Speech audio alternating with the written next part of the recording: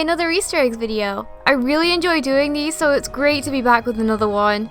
In today's video, I'm going to be analysing what I believe are the top 10 Easter eggs in Pokemon Diamond, Pearl, and Platinum. To be honest, at the moment I don't have any idea where I'm going to place Heart Gold and Soul Silver in this series, whether or not I should do a top 10, a top 5, or just completely discount them altogether, but I have a lot of time to figure it out. In any case, let's get on with today's video. Number 10. Turnback Cave's items. Did you ever return to Turnback Cave after capturing Giratina? Well, if you do, there will be an item where Giratina once was every time you reach the final room. The item you get is determined by how many rooms you went through before reaching the final room, but it can be used to get some pretty cool items. I used to use this little trick to get rare bones, which can be sold for 10,000 Pokédollars each. Number 9 also takes place in Turnback Cave, being the inscription in Giratina's room. This is that where life sparkles, that where life is faded, a place where two worlds overlap. This inscription, first appearing in Diamond and Pearl, was very likely a teaser for Pokemon Platinum. Think about it. In Platinum's Turnback Cave, a portal is added for the Distortion World, where two worlds overlap. It's undeniably relevant. I think it's really cool that such a small piece of information that could have been so easily missed was actually hinting at what was to come this whole time. It almost makes me wonder if little teasers for the next main series Pokemon games are already in front of us. Hint hint, strange souvenir, anyone? Number 8. Birthday.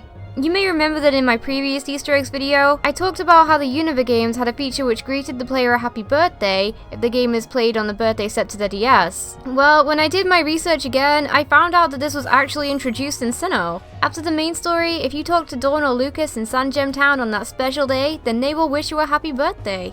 Number 7. Thirsty. Just outside of Canalave City, there's a guard who says that he's thirsty. Sound familiar? Why, of course, it's a reference to the thirsty gods outside of Saffron City.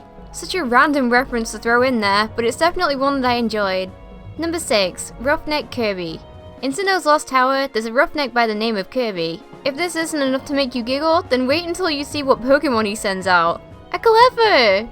I'm almost certain that this was on purpose, and it's something that I enjoyed seeing. Number 5. Amity Square. Amity Square received a real makeover between Diamond and Pearl in their sequel. Overall, it looks a lot more lively. The original Amity Square looks a little bit empty. But what's the meaning of the strange pond in the middle? Well, if you compare the maps, then you'll be able to see that it's actually a miniature version of the Sinnoh region. It's a really nice little feature, and it's funny thinking of how you can venture across the entire Sinnoh region in just a few steps. Number 4. Old Chato's Ghosts. Sinnoh's Old Chateau is pretty creepy, but there's nothing more strange about this building than its inhabitants. When walking into the dining room, you see what appears to be a butler just floating across the room until he's out of view. Spooky. And when you enter one of the other rooms of the chateau, you'll be able to see a little girl leaving another room. There's also an odd painting on the wall with eyes that seem to watch you.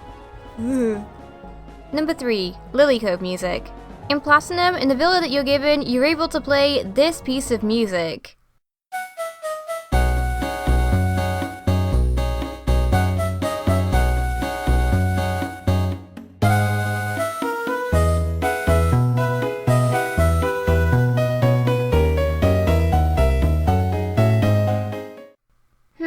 Where have I heard that before?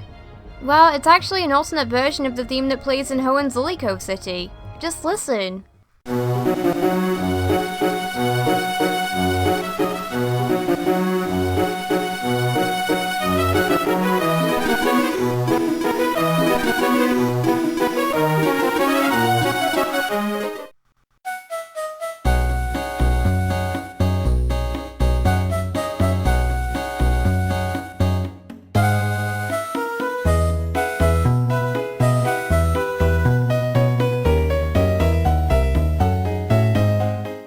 I think that it's a really pretty version of the tune, and it's nice to see old themes being reused in such a unique way.